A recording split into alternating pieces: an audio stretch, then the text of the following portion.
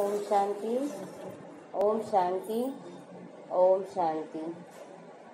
आज अव्यक्त बाप दादा मुरली रिवाइज डेट है 18/2/86 का है। निरंतर सेवाधारी तथा निरंतर योगी बनो। निरंतर सेवाधारी या सेवा का सॉन्ग भी बजा कि जो सेवा ज्यादा करते हैं उसको वो बाबा नैनो में बैठाते हैं।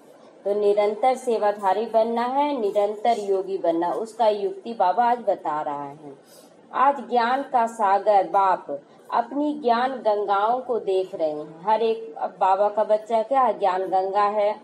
किसी न किसी को बाबा की बातें सुनाते ही रहता है। ज्ञान सागर से निकली हुई ये ज्ञान गंगाएं हैं। कैसी कहां कहां से पावन करते हुए इस समय सागर और गंगा का मिलन मना रही है। सारे बच्चे उस समय बाबा के पास पहुंचे थे मनाने के लिए मिलन। तो बाबा बोला कहां कहां से ज्ञान गंगाएं जो सागर से ही निकली हुई हैं, फिर सेवा के लिए गई, फिर आई हैं आज मिलन मनाने के लिए। यह गंगा सागर का मेला है। गंगा सागर मिलता है ना कलकत्ता में। बाबा कहता है गंगा सागर से निकली और सागर में ही मिल जाती है। जिस मेले में चारों ओर की गंगाएं पहुंच गई। बाप दादा भी ज्ञान गंगाओं को देखकर हर्षित होते हैं। हर एक गंगा के अंदर ये दृढ़ निश्चय है और नशा है कि पतित दुनिया को, पतित आत्माओं को पावन बनाना ही है। लोग गाली दे, चाहे प्यार दे, चाहे जय जयकार करे, चाहे निंदा करे, लेकिन ज्ञान गंगाओं के अंदर क्या है कि नहीं, हर आत्मा को बाबा का संदेश सुनाकर उसे भी पावन बनाया जाए। इसी निश्चय से और नशे से हर एक सेवा के क्षेत्र में आगे बढ़ते जा रहे हैं। मन में यही उमंग है कि जल्दी से जल्दी परिवर्तन का कार्य संपन्न हो जाए। मन में सबका उमंग यही है कि जल्दी से ये कलयुगी दुनिया परिवर्तन हो जाए।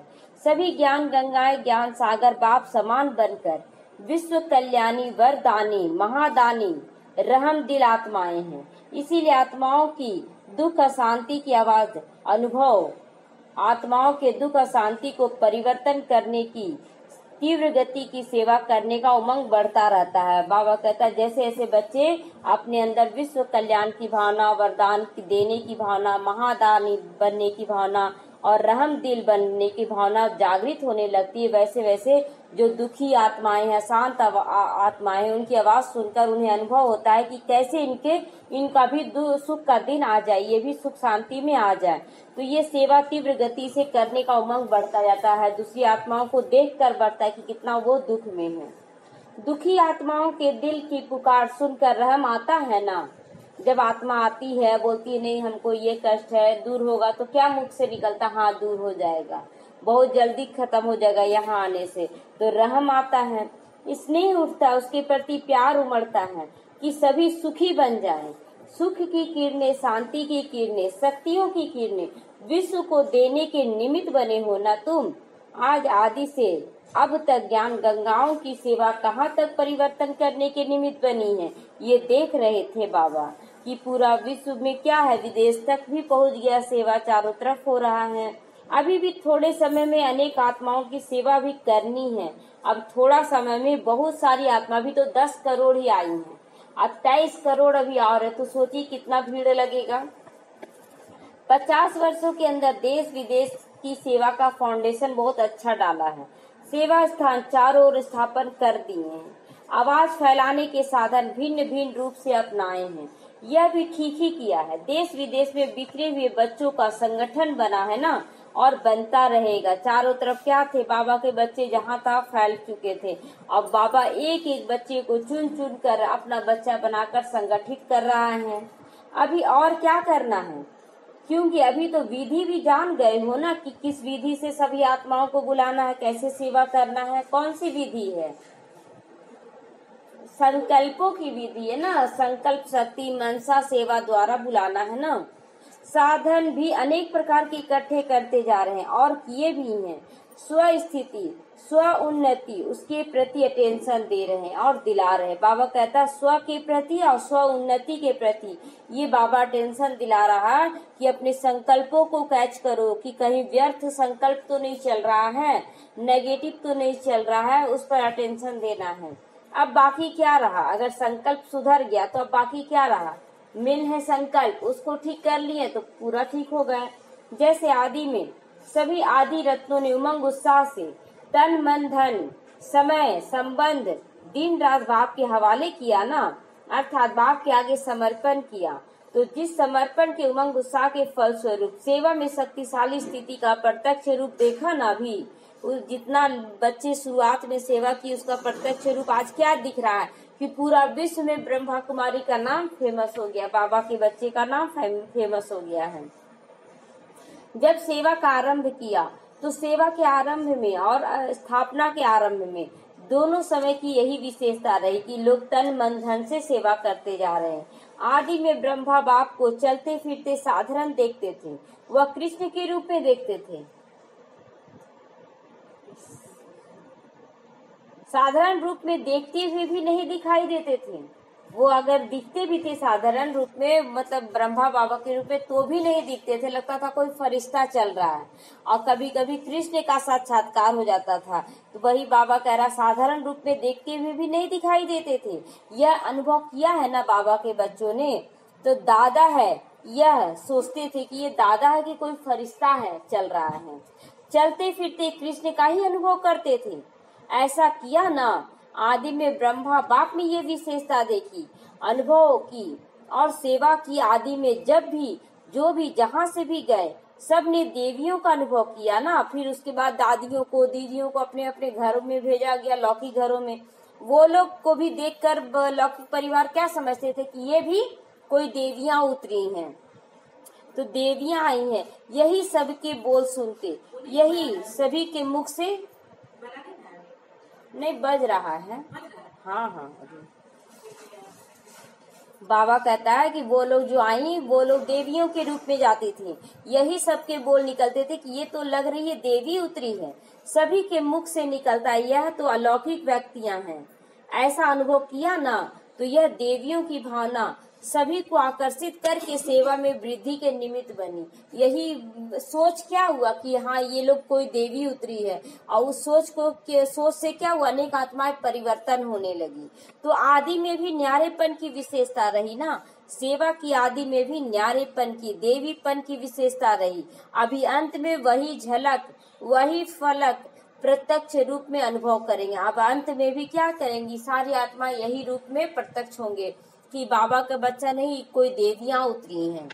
तब प्रत्यक्षता के नगाड़े बजने लगेंगे। अभी रहा हुआ है थोड़ा सा समय, निरंतर योगी, निरंतर सेवाधारी, निरंतर साक्षात्कार स्वरूप, निरंतर योगी, निरंतर साक्षात बाप। इस विधि से सिद्धि प्राप्त करो। बाबा कहता जो थोड़ा सा समय भी मिला है उसमें क्या करना, अपने आप को एकदम निरंतर योगी बना देना है, एकदम न्यारा प्यारा विश्व से बनाना। परिवार को देखते हुए भी ना देखें। जब दादियां गई थी अपने घरों में तो बाबा बोल कर भेजा था कि तुम अब उसकी बेटी नहीं, बहू नहीं, बहन नहीं, कोई भी रिश्ता नहीं, तुम इष्ट देवी बनकर जा रही हो अपने बच्चों का कल्याण करने। तो किसी की माँ आ रही है गला लगाने के लिए कि मेरी बेटी आ गई, कोई किसी की बहन थी वो आया, कोई परिवार वाला आया, लेकिन देखते के साथ एकदम स्टॉप हो गई। दृष्टि देते के साथ सारी आत्मा क्या है, उसको छूने से भी डरने लगी, ये कोई देवी आई है मेरे घर में। तो ऐसा ही स्वरूप क्या बाबा बोल रहा, हम लोगों को तैयार होने बोल रहा। अब लास्ट में गोल्डन जुबली मना ली, अर्थात गोल्डन दुनिया के साक्षात्कार स्वरूप तक पहुँचे हो। बाबा कहता सत्युग तक तो पहुँचने का सब लोग प्रयास कर लिए। जैसे गोल्डन जुबली मनाने के दृश्य में साक्षात देवियों का अनुभव किया, बैठने वालों ने भी, देखने वालों ने भी, जो दूर में बैठे हुए हैं, जो देखने वाले हैं, वो लोग क्या अनुभव करें, ये लोग देवियां हैं। चलते फिरते अब यही अनुभव सेवा में कराते चलो। अब चलते फिरते ये नहीं सोचो ये ऐसा है वो ऐसा है। चलते फिरते फरिश्ते रूप में मन में भावना क्या रहे कि हर बच्चे का कल्याण हो। तो जैसे ही ये विचार निकला, आने जाने वाली आत्मा जो क्या सोचेंगी कि ये लोग कोई महान आत्माएं आ रही हैं। तो यह है गोल्डन जुबली मनाना। सभी ने गोल्डन जुबली मनाई या देखी, क्या कहेंगे आप सभी भी गोल्डन जुबली हुई ना ये, या कोई सिल्वर जुबली हुई, कोई की तांबे की हुई। बाबा पूछ रहा है कि किसकी कौन सी जुबली हुई, गोल्डन, सिल्वर या तांबे की। गोल्डन जुबली ना सबका तो सत्युग का तैयारी चल रहा है ना, द्वापर त्रेता और द्वापर का तो नहीं चल रहा है। तो द्वापर हो गया तांबे का, सिल्वर हो गया त्रेता युग, अब गोल्डन हो गया गोल्डन युग। तो अब कहाँ का झलक देखना है, दिखाना है, गोल्डन जुबली दिखाना है। सभी की गोल्डन जुबली हुई। गोल्डन जुबली मनाना अर्थात निरंतर गोल्डन स्थिति वाली बनना। गोल्डन स्थिति माना अपने आप को हर वक्त इष्ट देवी हूँ का संकल्प देना। अपने आप को हर वक्त कि मैं इष्ट देवी हूँ, मैं इष्ट देवी हूँ। ये क्या करे, एकदम अंदर में इतना रटे, इतना अंदर में चलाएं कि मन बार बार वही बोलना शुरू कर दे। एक बार क्या अनुभव था, बहुत छोटे थे, ज्यादा बड़े नहीं थे। तो एक आत्मा आई, कहीं से आई हुई थी। तो हमको गाना गाने का ये सब का शौक नहीं था, लेकिन जो आत्मा आई थी ना, वो दिन रात एक ही सॉन्ग गाती थी, एक ही सॉन्ग दिन रात गाती थी। तो कोई भाई बोला ना कि ये तो दिन रात पागल हो गई है, एक ही गाना गाते रहती है, ये ठीक है, ये नहीं कुछ बोलती है। अब क्या हुआ ना, सुनते सुनते सुनते सुनते यहाँ बैठ गया। अब बैठ गया ना, तो अचानक से मुख से वही गाना निकलना शुरू हो गया। तो मन क्या है, उसको स्वीकार करने लगा, और स्वीकार करते करते मुख पे आ जाता है। तो इसी तरह हमें भी क्या करना है, मन को बार बार देना, मैं इष्ट देवी हूँ, मैं इष्ट देवी हूँ। तो हर बात में अपने आप मुख निकालने लगेगा, मैं इष्ट देवी हूँ। इसलिए ये आदत बना लेना है। अभी चलते फिरते इसी अनुभव में चलो कि मैं फरिश्ता हूँ, मैं इष्ट देवी हूँ। दूसरों को भी आपसे इस स्मृति से आपके फरिश्ते रूप का, आपके देवी देवता स्वरूप का दिखाई देगा। जब बहनें दादियां जाती थी किसी को 7 डेज कोर्स कराने, तो डरती थी थोड़ा सा कि क्या समझाएंगे, कैसे बोलेंगे। तो बाबा क्या बोला, कुछ मत सोचो क्या समझा रही है, जो ज्ञान मिला वही समझाओ, लेकिन अपने अंदर संकल्प लेकर जाओ कि मैं इष्ट देवी हूँ, मैं इष्ट देवी बनकर अपने बच्चों को ज्ञान सुना रही हूँ। तो जो बच्चे ज्ञान में आने वाले रहते थे ना, वो बोलते थे हमको ज्ञान कुछ समझ में है, थोड़ा बहुत समझ में आए, लेकिन हमको ऐसा फीलिंग आ रहा कि कोई इष्ट देवी हमको पढ़ा रही है। तो वो फीलिंग जाने लगता है। तो गोल्डन जुबली मनाई। अभी समय को, संकल्प को सेवा में अर्पण करो। समय को और संकल्प को सेवा में अर्पण करो। अभी यह समर्पण समारोह मनाओ। स्व की छोटी छोटी बातों के पीछे मत भागो, तन के पीछे मत भागो, मन के पीछे मत भागो, साधनों के पीछे मत भागो, और संबंध निभाने के भी पीछे मत भागो। और संकल्प नहीं लगाओ कि कैसे करेंगे, कौन करेगा, ये सब खत्म कर देना। अब लास्ट समय चल रहा है ना, इसीलिए बाबा कह रहा है कि तन मन धन साधन संबंध सब के पीछे भागना छोड़ दो। अब केवल यही सोचो कि मैं इष्ट देवी हूँ, पूरे विश्व का कल्याण करने का मैं निमित्त बनी हूँ। सेवा में लगाना अर्थात स्व उन्नति की गिफ्ट स्वतः ही प्राप्त होना। जितना हम सेवा में लगाएंगे अपना तन मन धन, उतना हम उन्नति का गिफ्ट प्राप्त करते जाएंगे। अभी अपने प्रति समय लगाने का समय परिवर्तन करो। श्वास, जैसे भक्त लोग श्वासोश्वास नाम जपने का प्रयत्न करते हैं, ऐसे श्वासोश्वास सेवा की लगन हो। जैसे लोग क्या करते हैं, जपते हैं ना, नमः शिवाय जपते हर एक सांस में।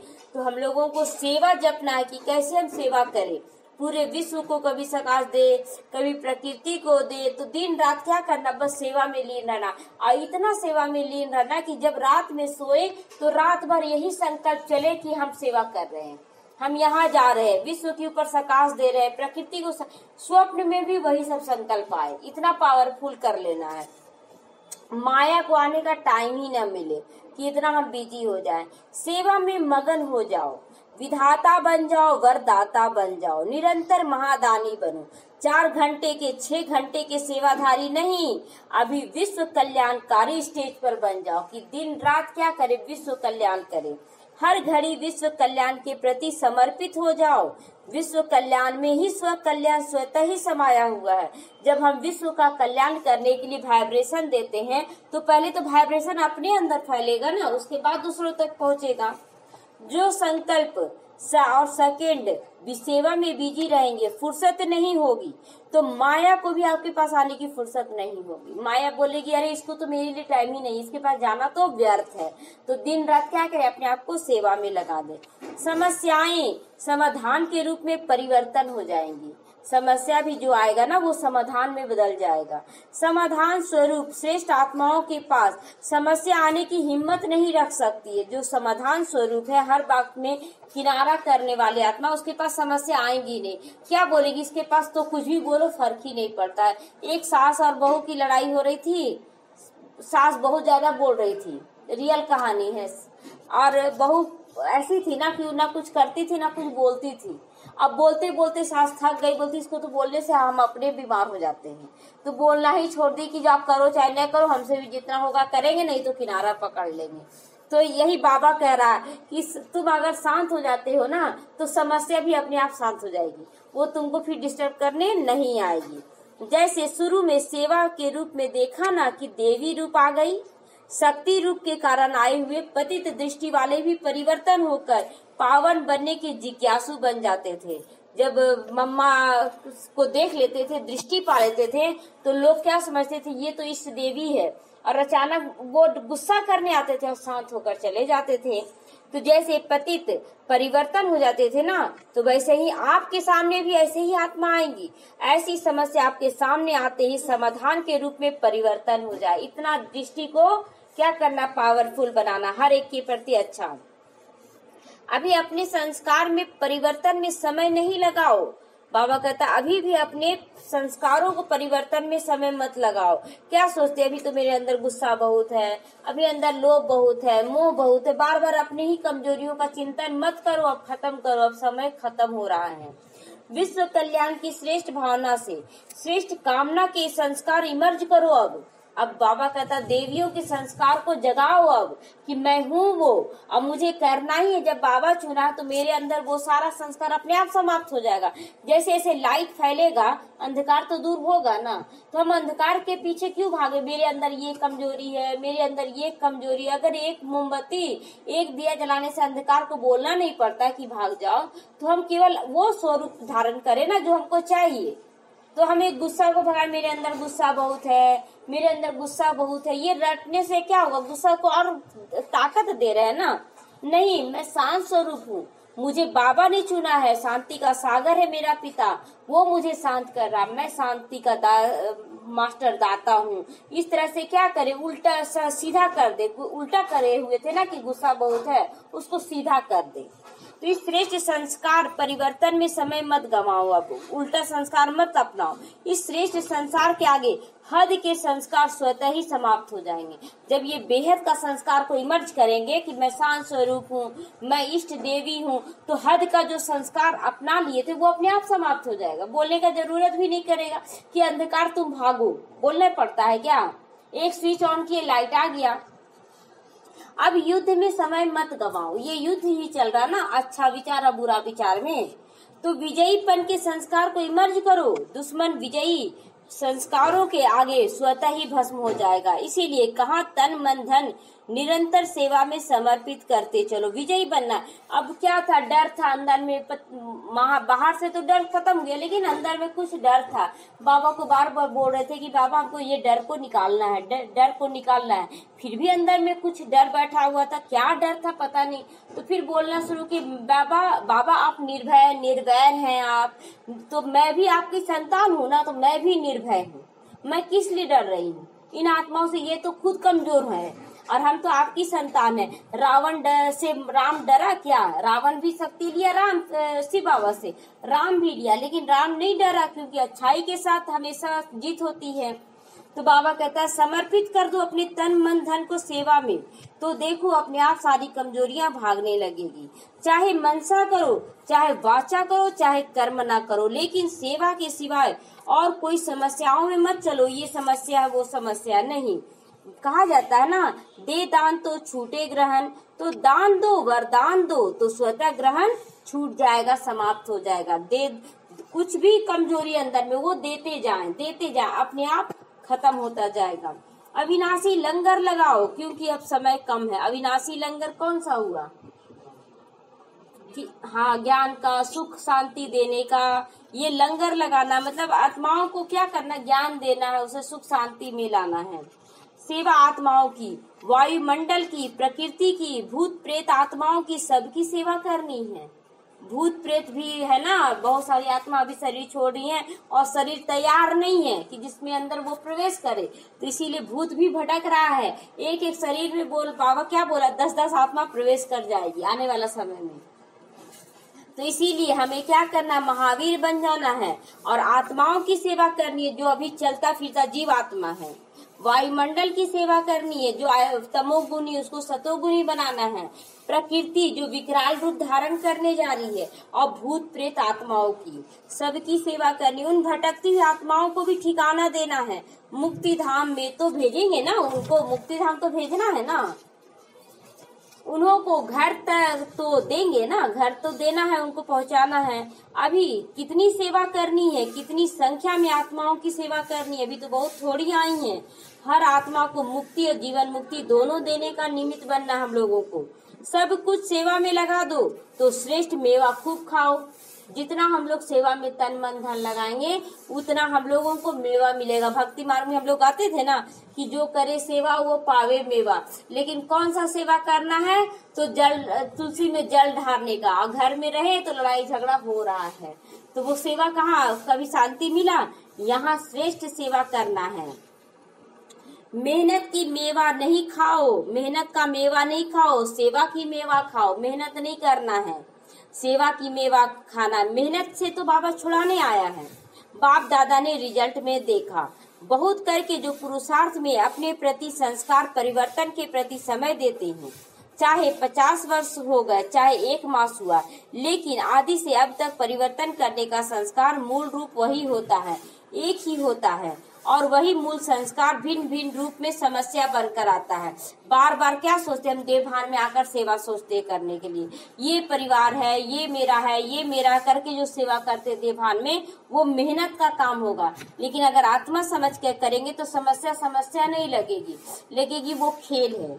मानो दृष्टांत के रूप में किसी का बुद्धि का अभिमान का संस्कार है, किसी का घृणा भाव का संस्कार है, वह किसी का हारने का संस्कार है। तो संस्कार वही आदि से अब तक भिन्न भिन्न समय पर इमर्ज हो जाता है। बाबा कहता है अगर वो संस्कार दबा लिए हैं, निकला नहीं है, तो वो क्या हो जाएगा, अंतिम में सबका इमर्ज होने लगेगा। तो इसीलिए ये खत्म अंदर से करना है, ऊपर से हम दिखावटी नहीं करें, अंदर से खत्म करना है। चाहे कितना भी वर्ष लग जाए, चाहे 1 वर्ष लगा, इस कारण उस मूल संस्कार को जो समय प्रति समय भिन्न भिन्न रूप में समस्या के रूप में बन कर आता, उसमें समय बहुत लगा दिया, शक्ति बहुत लगा दी। अब शक्तिशाली संस्कार दाता विधाता वरदाता इमर्ज करो, अपने आप को शक्तिशाली संस्कार को इमर्ज करो, दाता का संस्कार इमर्ज करो, वरदाता का विधाता का संस्कार लाना है। तो यह महासंस्कार कमजोर संस्कार को स्वतः समाप्त कर देगा। अभी संस्कार को मारने में अब समय मत लगाओ, समय नहीं है, लेकिन सेवा के फल की शक्ति से स्वतः ही वो मर जाएगा। जितना हम देते जाएंगे ना, वो हमारे क्या बंधनों को समाप्त करता जाएगा। इसलिए क्या बाबा कहता जितना हो सके सेवा करो। जैसे अनुभव भी है ना कि अच्छी रीति से जब सेवा में बिजी रहते हो तो सेवा की खुशी में उस समय तक समस्याएं स्वतः ही दब जाती है, क्योंकि समस्याओं को सोचने की फुर्सत ही नहीं रहती है। जब आप खाली बैठे रहते हैं तो समस्या के बारे में सोचने लगते हैं, क्या करें, ये समस्या है। जब सेवा में बिजी रहेंगे, छोड़ो बाद में सोचेंगे, तो समस्या को तो शक्ति नहीं दिए, लेकिन शक्ति किस में दिए, सेवा में दिए। अब जो सेवा दिए समय, वो सेवा का पुण्य के कारण क्या हुआ, समस्या अपने आप किनारा पकड़ने लगता है।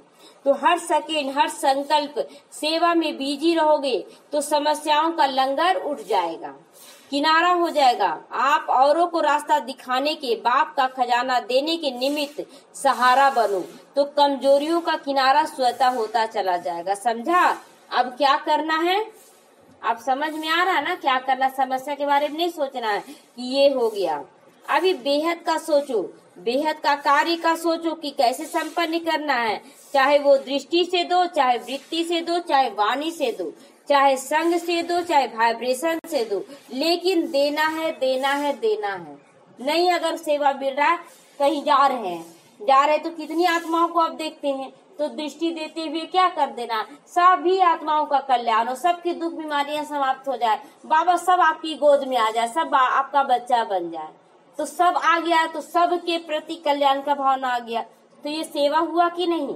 पहले ये तो यही हम लोग सोचते थे, जब तक ज्ञान में नहीं थे तो केवल अपनी समस्याओं के बारे में ही सोचते रहते थे, ये आ गया। लेकिन अब समस्याओं को टाइम देना छोड़ दे, अब केवल देना शुरू कर दे। फिर बाबा बोलता वृत्ति सोच से दो, दृष्टि से भी दे दिए कि बाबा आपकी दृष्टि जा रही है, वाणी से दो, जिसको समझाना उसको वाणी से देना है, संग से दो, चाहे वाइब्रेशन से दो। वैसे भी भक्ति में ये नियम होता है कि कोई वस्तु की कमी है तो पंडित लोग क्या करता है, दान दे दो इस चीज का, तुम्हारा समस्या समाप्त हो जाएगा। तो दान करने से देना नहीं लेना हो जाता है ना। तो समझा गोल्डन जुबली क्या है। गोल्डन जुबली में आने के लिए क्या करना है, देने का संस्कार इमर्ज करना है। सिर्फ मना लिया ये मत सोचो, सिर्फ मना लिया जैसे गोल्डन जुबली सब मनाए होंगे तो वही बाबा कहता है सिर्फ मना लिया ये मत सोचो। सेवा के 50 वर्ष पूरे हुए, अभी नया मोड़ लो, छोटा बड़ा हर एक दिन का 50 वर्ष का सब समाधान स्वरूप बन जाओ। समझा क्या करना है। वैसे भी 50 साल के बाद जीवन परिवर्तन हो जाता है ना। गोल्डन जुबली अर्थात परिवर्तन जुबली, संपन्न बनने की जुबली आ जाती है। अच्छा, सदा विश्व कल्याणकारी समर्थ रहने वाले, सदा वरदानी महादानी स्थिति में स्थित रहने वाली, सदा स्व की समस्याओं को औरों के प्रति समाधान स्वरूप बनकर सहज समाप्त करने वाली आत्माओं को, हर समय हर संकल्प को सेवा में समर्पण करने वाले ऐसे रियल गोल्ड विशेष आत्माओं को, बाप समान श्रेष्ठ आत्माओं को बाप दादा का याद प्यार और नमस्ते। रूहानी बाप की रूहानी बच्चों को याद प्यार गुड मॉर्निंग और नमस्ते। नमस्ते रूहानी बच्चों की ओर से रूहानी माता पिता बाप दादा के याद प्यार गुड मॉर्निंग और नमस्ते। नमस्ते। आज इतना नमस्ते करने में कितना सारा बाबा वरदान दिया है, कितना सारा वरदान किया है। सदा कल्याणकारी आत्मा समर्थ रहने वाली, मतलब अच्छा सोचने वाली, सदा वरदानी महादानी स्थिति में रहने वाली। अभी वरदानी बनना है और महादानी बनना है ना, कि दुख में है लेकिन दुख को याद न करके दूसरों को सुख देने की स्थिति ला रहे हैं। सदा समस्याओं को किनारा करके, अपनी समस्याओं को क्या करके किनारा करके समाधान स्वरूप दूसरी आत्माओं के लिए सहज बन जाना है। हर आत्मा के प्रति हर समय संकल्प सेवा में समर्पण करने वाले रियल गोल्ड विशेष आत्मा बना दिया बाबा। बाप समान श्रेष्ठ आत्मा को उपाधि दिया है। गोल्डन जुबली के आदि रत्नों से बाप दादा आप मुलाकात कर रहे हैं। यह विशेष खुशी सदा रहती है कि हम आदि से हम आत्माओं के साथ रहने का, साथी बनने का दोनों ही विशेष पाठ रहा है। बाबा कहता है कि ये समय क्या है, आदि भी अंत भी, दोनों समय में बाबा हमारा साथी बना है, साथ भी रहे और फिर जहाँ तक जीना है वहाँ तक स्थिति में बाप समान साथी बने रहना है। तो सदा साथ रहना और साथी बनना यह विशेष वरदान आदि से अंत तक मिला हुआ है। बाबा कहता अंतिम क्षण तक बाबा क्या बनेगा, साथी बनेगा हमारा। तो कितना सुंदर वरदान मिला है। स्नेह से जन्म हुआ, स्नेह से जन्म हुआ। ज्ञान तो पहले था नहीं, जब हम लोग यहाँ आए तो ज्ञान तो था नहीं, प्यार में खींचे हैं, स्नेह से पैदा हुए हैं। जिस स्नेह से जन्म हुआ वही स्नेह सभी को देने के विशेष निमित्त बनो। अब जो प्यार यहाँ मिल रहा है, बच्चों को पालना मिल रहा है, हमें अब दूसरों को पालना देने के निमित्त बनना है। जो भी सामने आए विशेष आप सबसे बाप के स्नेह का अनुभव करें। जो पालना हम बच्चों को बाप द्वारा मिला है वही पालना हम दूसरी आत्माओं को दे। एकदम शुद्ध सात्विक प्यार दे, लेने की इच्छा मात्रम नहीं रखना है। बाबा हमसे तो कुछ लेने का इच्छा नहीं किया, केवल दिया दिया, तो हमें भी देने का संस्कार रखना, लेने का स्वार्थ खत्म कर देना है। आप में बाप का चित्र दिखाई दे, आपकी चलन से बाप का चरित्र दिखाई दे। बाप लेने वाला तो है नहीं, लिया क्या, उसका हमारा दुख अशांति बीमारी लिया, तो हमें भी दूसरी आत्माओं का विष को पीना है, अपने अंदर धारण करना है और उस विष को फिर बाबा को सौंप देना है और उस आत्मा को क्या करना, अच्छा अच्छा देना है। तो वो तो आत्मा आएगी तो पहले विष देगी ना। पहले तो हम लोग बाबा को क्या बोलते, बाबा ये हो रहा है वो हो रहा है, तो विष दिए ना, उसके बाद अमृत पिए। तो अगर कोई पूछे कि बाप के चरित्र क्या है, तो आपकी चलन से वो चरित्र दिखाई पड़े, आपके व्यवहार से वो चरित्र दिखाई पड़े, आपके बोलने से नहीं कि हम देखो ऐसे कर रहे हैं, हम ऐसे कर रहे हैं, वो बोलने से नहीं, आपके कर्मों से दिखाई दे कि ये क्या कर रही है। स्वयं बाप के चरित्र देखने, सदा साथ साथ चरित्र में चलने वाली आत्माएं बन जाओ। चरित्र जो भी हुए हों, अकेले बाप के चरित्र नहीं है। गोपी बल्लभ और गोपिकाओं के चरित्र भी कहा जाता है ना। तो बाबा कहता है केवल बाप का चरित्र नहीं, आपके चरित्र का भी बाबा उल्लेख कर रहा है। बाप ने बच्चों के साथ ही हर कर्म किया है ना, अकेला तो नहीं किया, बच्चे भी तो बहुत सेवा कर रहे हैं। सदा आगे बच्चों को रखा, ब्रह्मा बाप ने भी मम्मा को आगे रखा, तो आगे रखना ये भी तो चरित्र हुआ। अभी पहले हम लोग क्या सोचते थे, हम आगे बढ़े, हम फर्स्ट डिवीजन लाए, हम ये करें। नहीं, बाबा क्या बोलता है, जितना आप बच्चों को आगे बढ़ाएंगे ना उतना आप आगे बढ़ेंगे। ये सब कंपनी वाला क्या दिखाता सहारा इंडिया या उसमें, कि जितना बच्चों को तैयार करता उसका रिजल्ट क्या बड़ों को मिलता है ना, तो इसलिए सबको क्या करना, आगे बढ़ाना, उसका भी रिजल्ट मिलता जाएगा। बहुत बच्चे सोचते नहीं हम आगे रहे, तो वो उसी कारण से वो पीछे हो जाता है। इसलिए सबको आगे बढ़ाना, अपने आप को पीछे रखना नहीं, हम पीछे हैं, लेकिन देना उससे ज्यादा वाइब्रेशन। तो ऐसे चरित्र आप विशेष आत्माओं द्वारा दिखाई दे। कभी भी मैं आगे रहूं यह संकल्प बाप ने नहीं किया, इसमें भी सदा त्यागी बनो। इसी त्याग के फल में सभी को आगे रखा, इसीलिए आगे का फल मिला ना, नंबर 1। हर बात में ब्रह्मा बाप ही बना, जितना भी आगे रखा, लेकिन नंबर 1 तो बाबा ही बना ना। क्यों बना? आगे रखना, आगे होना, इस त्याग भाव से किनारा कर दिया। बाबा कहता आगे है हम नहीं, तुम बच्चे बनो। संबंध का त्याग किया, वैभवों का त्याग किया, कोई बड़ी बात नहीं। अब बाबा क्या बोला कि अगर हम संबंध का त्याग करते हैं या तो वैभव का त्याग करते हैं, ये कोई बड़ी बात नहीं, लेकिन हर कार्य में, संकल्पों में भी औरों को आगे रखने की भावना हो जाए कि हर एक को हम आगे बढ़ा दें। यह त्याग श्रेष्ठ त्याग रहा। इसको कहा जाता है स्वयं के भान को मिटा देना, मैंपन को मिटा देना। तो डायरेक्ट पालना लेने वालों में विशेष शक्तियां आ गई। डायरेक्ट पालना की शक्तियां कम नहीं है, वही पालना औरों की भी पालना के प्रत्यक्ष करते चलो। बाबा क्या बोलता है, जो डायरेक्ट पालना लिया शिव बाबा ब्रह्मा बाबा का, वो प्रत्यक्ष बन गई, कि वो इष्ट देवी बन गई। क्या हुआ, कोई बहन नहीं थी जिस समय हम लोगों के पास, ना किसी से संपर्क था, तो बाबा को बोले बाबा जैसे आप दादियों को पालना दिए वो पालना हम लोगों को दीजिए। तो बाबा भले फोटो में था, लेकिन हम लोगों को डायरेक्ट पालना बाबा दिया। आज इसी के कारण मुरली का हर एक पॉइंट बाबा हम लोगों को समझा देता है कि हाँ इसका ये रहस्य, इसका रहस्य, जबकि कहीं तो जाने नहीं, सुने नहीं, कहीं कोई सुनाया नहीं। तो बाबा का ये प्रत्यक्ष पालना का सबको अनुभव कराना है कि अगर आप कभी भी अकेले हो तो ये ना सोचे कि हमको कोई भाई बहन पढ़ाए तब हम जाने। बाबा के पास एकदम शांति से बैठ जाओ, उस ज्ञान का चिंतन करे, देखिए बाबा आपके अंदर विचार डालेगा, ऐसे करो। तो वैसे तो विशेष तो हो ही, अनेक बातों में विशेष हो। आदि से बाप के साथ पाठ बजाना यह कोई कम विशेषता है क्या? विशेषताएं तो बहुत है, लेकिन अभी आप विशेष आत्माओं को दान भी तो करना है। अब विशेष तो हम बन गए, लेकिन दान भी तो करना है दूसरों को। ज्ञान दान तो सभी करते हैं, लेकिन आपको अपनी विशेषताओं का दान करना है। बाप की विशेषताएं सो आपकी विशेषताएं ना। भक्ति मार्ग में अगर कुछ अनुभव होता था ना, तो लोग बोलते थे नहीं अच्छा बात सबको नहीं बताना चाहिए, नहीं तो खत्म हो जाता है। यहाँ बाबा क्या बोलता है कि जो अनुभव किया सबको बताओ, तब तो वो लोग भी अनुभव बनेंगे, करेंगे। तो उन विशेषताओं का दान करो। जो विशेषताओं के महादानी हैं वह सदा के लिए महान रहते हैं, चाहे पूज्य पन में चाहे पुजारीपन में, सारा कल्प महान रहते हैं। पूज्य स्वरूप में तो सतयुग त्रेता महान रहे, द्वापर कलयुग में भी हम ही लोग ना पूज्य बनेंगे, पुजारी के रूप में रहेंगे, लेकिन पूज्य आत्मा कहलाएंगे। जैसे साईं आए, तो साईं तो पुजारी के रूप में रहे, लेकिन बने तो पूज्य ही ना। कितनी आत्माएं जा रही हैं पूजा करने, तो वो स्थिति हम बच्चों की होगी। तो इसीलिए एक जन्म जो मिला ना, ये नहीं सोचे कि क्या करें, कैसे करें, दुख आ रहा है, तकलीफ, उसको किनारा करें, जितना हो सके जमा करें। अभी जैसे ब्रह्मा बाप को देखा, अंत में भी कलयुगी दुनिया के हिसाब से महान रहा ना। कितना महान रहा, ज्ञान में आने के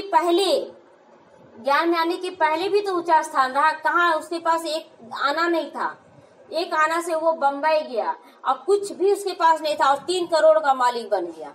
तो ये विशेष आत्मा का पाठ निभाए ना, तो बाबा कहता कोई जन्म में बाबा के बच्चे खाली नहीं रहेंगे। तो इसलिए अपने आप को तैयार करो।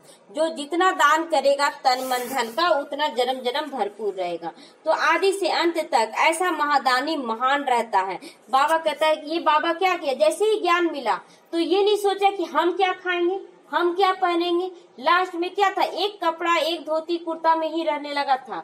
कि नहीं है तो उसी में फटा हुआ रहे, 2 कपड़ा जो रहता तो उसी में लोग इनको आ कर देता था, लेकिन ये मांगते नहीं थे, अपने आप दान आता था तो हो जाता था।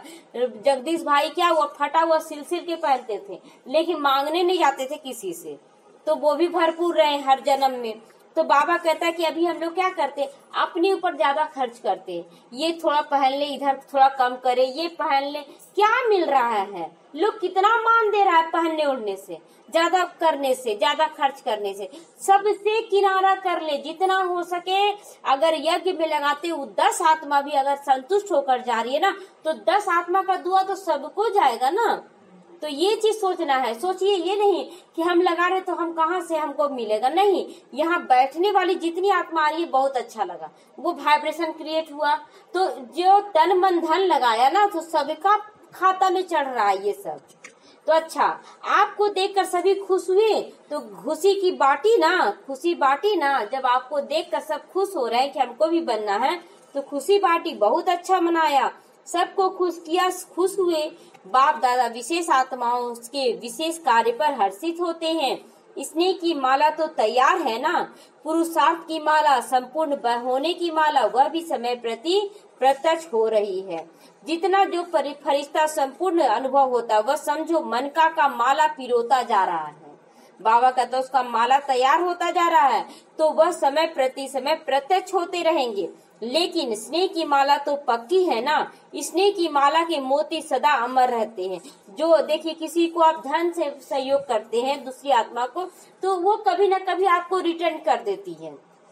लेकिन अगर कोई दुखी है, बीमार है, उसको अगर आप सेवा कर देते हैं, तो वो हमेशा याद रखे, नहीं हम बहुत कष्ट में थे लेकिन ये आत्मा हमको ऐसे की है, वो जीवन भर वो महादान बन जाता। तो वही बाबा कहता है कि आपका जो प्यार का माला का मोती है ना, वो सदा अमर हो जाता है उसके जीवन में, तो अविनाशी बन जाता है। स्नेह में तो सभी पास मार्क्स लेने वाले हैं, बाकी समाधान स्वरूप की माला तैयार होनी है। संपूर्ण समाधान स्वरूप बन जाओ। जैसे ब्रह्मा बाप को देखा, समस्या ले जाने वाला नहीं बना, समस्या को भूल जाता था।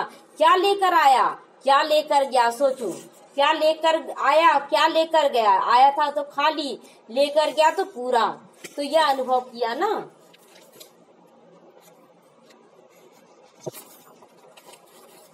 या ना समस्याएं की बातें बोलने की हिम्मत नहीं रखी, क्योंकि संपूर्ण स्थिति के आगे समस्या जैसे बचपन का खेल अनुभव करते थे, इसीलिए समाप्त हो जाती थी। कभी भी बाबा समस्या नहीं बोलता था, ये आई, क्या बोलते थे बाबा बच्चों को कि बच्चे कल पहले भी हुआ है, अपने आप समाप्त हो जाएगा, केवल योग करते थे। इसको कहते समाधान स्वरूप। एक एक समाधान स्वरूप हो जाए तो समस्याएं कहाँ जाएंगी। अगर हर एक आत्मा समाधान स्वरूप बन जाए तो समस्या आएंगी क्या, वो अपने आप समाप्ति की ओर जाएगी, बोलेगी इन लोगों के पास मत चलो, अब कहीं और चलो। तो आधा कल्प के लिए विदाई समारोह हो जाएगा, आधा कल्प के लिए पूरा विदाई दे देंगे ना। तो अभी तो विश्व की समस्याओं का समाधान ही परिवर्तन है। तो क्या गोल्डन जुबली मनाई, मोल्ड होने की जुबली मनाई, मोल्ड। बाबा कहता है जितना लोहा गर्म होता है ना, तो लोहा को कोई भी किसी भी आकार में मोड़ सकता है। तो हम भी जितना बाप के सागर में डूबे हुए रहेंगे, ज्ञान में डूबे रहेंगे, उतना क्या है, दूसरी आत्माओं को मोल्ड करने का क्षमता आ जाएगा। मतलब इतना आग अंदर में रहेगा ना, योग अग्नि रहेगा ना, कि दूसरी आत्माओं को चाहे वो लोहा समान क्यों ना, उसको भी मोड़ने में हम सक्षम हो जाएंगे। तो जो मोल्ड होता है वह जिस रूप में रूप लेना चाहे हो सकता है। तो मोल्ड होना अर्थात स्व को सर्व का प्यारा होना। हम झुक सकते हैं, कोई भी आत्मा अगर कुछ भी दे रही है हम उसके आगे झुक सकते हैं। बाबा क्या कहता है, झुकना जीवन का प्रतीक है और अकड़ना मुर्दों की निशानी है। तो हमें अकड़ कर नहीं चलना, हमें झुक कर ही चलना है। पेड़ में फल लगता तो पेड़ भी झुक जाता जो स्थूल है, हम तो चैतन्य हैं। तो सबकी नजर फिर निमित्त बनने वाली आत्माओं पर टिक जाएगी। निमित्त है ना हम सब आत्माएं विश्व को परिवर्तन करने की। अच्छा, आज का वरदान है, श्रेष्ठता के आधार पर समीपता द्वारा कल्प की श्रेष्ठ प्रारब्ध बनाने वाले विशेष पाठधारी भव। श्रेष्ठता के आधार पर इस मर्जीवा जीवन में श्रेष्ठता का 2 आधार बातें बाबा बता रहा, सदा परोपकारी रहो, परोपकारी और सदा बाल ब्रह्मचारी बनूं, सदा बाल ब्रह्मचारी बनूं। जो बच्चे इन दोनों बातों में आदि से अंत तक अखंड रहे, किसी भी प्रकार की पवित्रता अर्थात स्वच्छता बार बार खंडित नहीं हुई तथा विश्व के प्रति ब्राह्मण परिवार के प्रति जो सदा उपकारी रहे, ऐसे विशेष पाठधारी बाप दादा के सदा समीप रहते हैं, उनकी प्रारब्ध सारे कल्प के लिए श्रेष्ठ बन जाते। सारा कल्प यानी 4 युगों के लिए। इसका मतलब क्या हुआ कि जैसे जिस समय से हम ज्ञान में आए, तो ज्ञान में आने के बाद अखंड एक लिए संकल्प लिए कि हमें बाप के श्रीमत पे चलना ही चलना है। तो धीरे धीरे संकल्प लेते लेते पवित्रता को धारण करते चल गए। उसी का है कि बाल ब्रह्मचारी, कि जैसे ही बाबा के ज्ञान में आए, कोई समस्या है नहीं, बाबा को हम छोड़ देंगे, हम तो बाबा का नहीं कर पाएंगे, ये नहीं होगा वो नहीं होगा, तो यानी कि बाल ब्रह्मचारी नहीं हुए। फिर क्या हुए, बीच से किनारा कर ले, फिर आए तो बाबा कहता अखंड ज्योत जला लो, अखंड ज्योत जो बुझे नहीं कभी। तो वही बाबा बोलता खंडित नहीं होना चाहिए, ये ब्राह्मण परिवार के प्रति विश्व के प्रति सदा उपकारी बनकर चलो। स्लोगन है संकल्प व्यर्थ है तो दूसरे सारे खजाने भी व्यर्थ हो जाएंगे। अगर आपका संकल्प व्यर्थ में जा रहा ना, तो बाहर से कितना भी आप धारणा कर ले वो व्यर्थ चला जाएगा। इसलिए संकल्पों में व्यर्थ नहीं आना चाहिए। ओम शांति।